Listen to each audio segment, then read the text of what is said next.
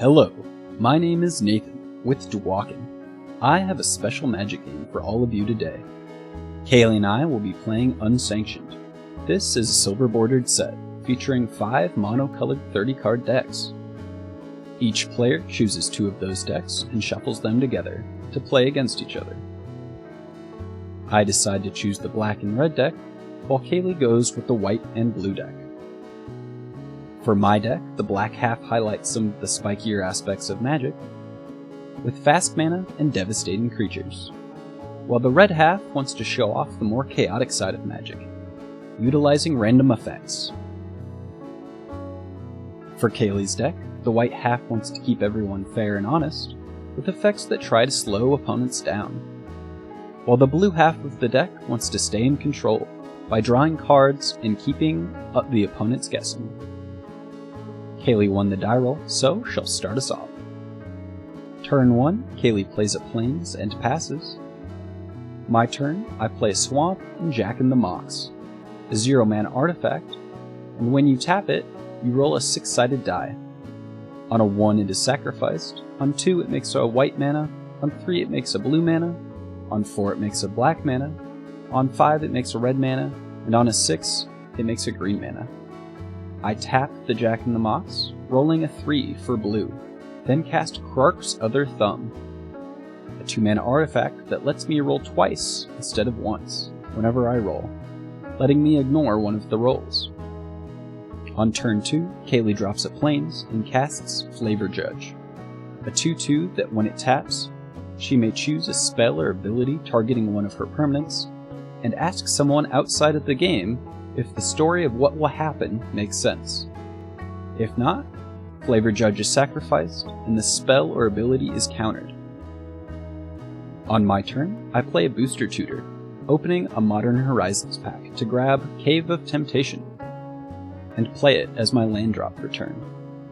This land can tap for a colorless mana, 1 mana of any color if I pay 1, or can put 2+1/+1 counters on a creature if I pay 4 and sacrifice Cave of Temptation.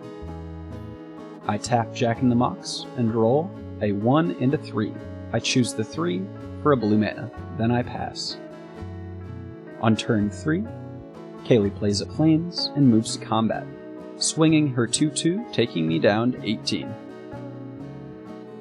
I play a Swamp and tap Jack in the Mox, rolling a 5 and 3, choosing the 5 for a red mana, then cast Sixy Beast.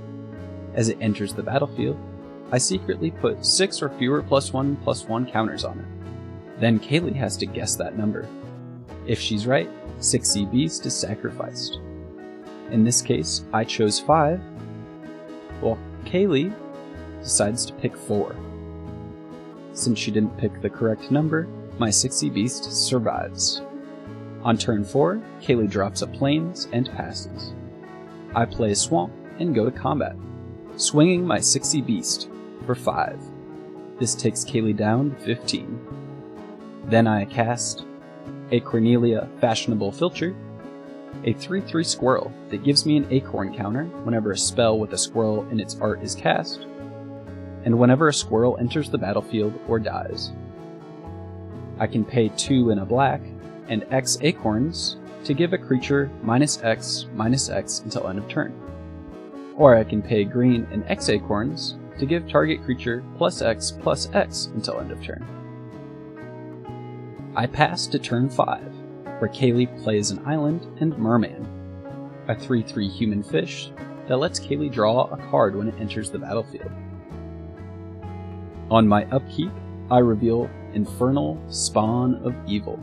I pay 1 and a black and say, "It's coming," which deals 1 to Kaylee, pinging her down to 14. During my main phase, I tap Jack in the Mox, rolling a 5 and a 1.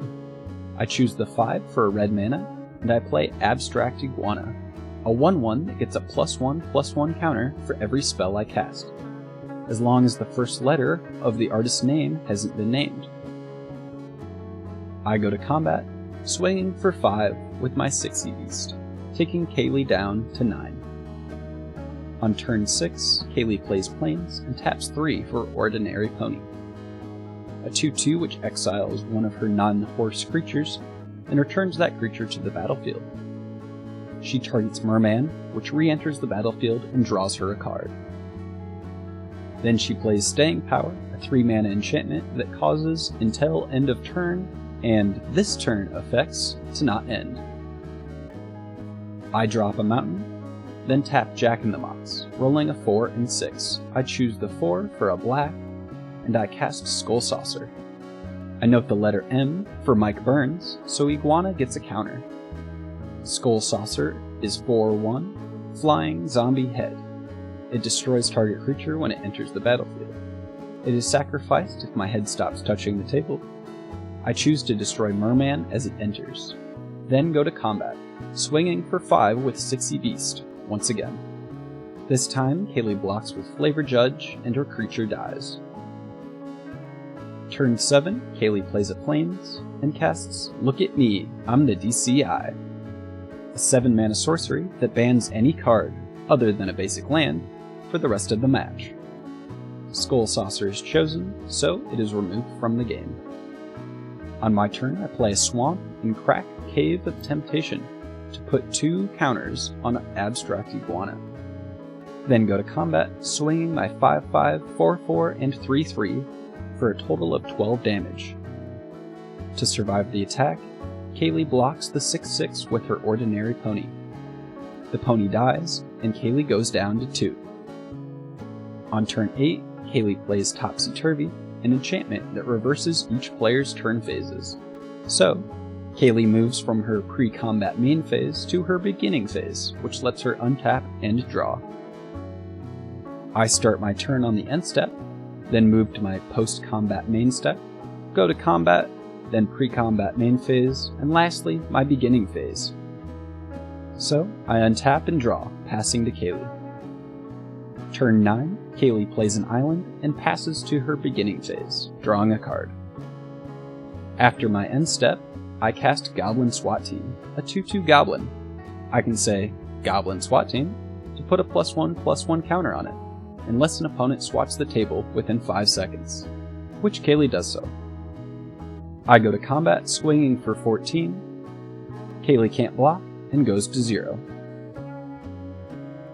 Thank you for joining us on this wild ride through Unsanctioned. Unfortunately, Kaylee got flooded with lands, while I had a strong start with a Mox into a Tutor.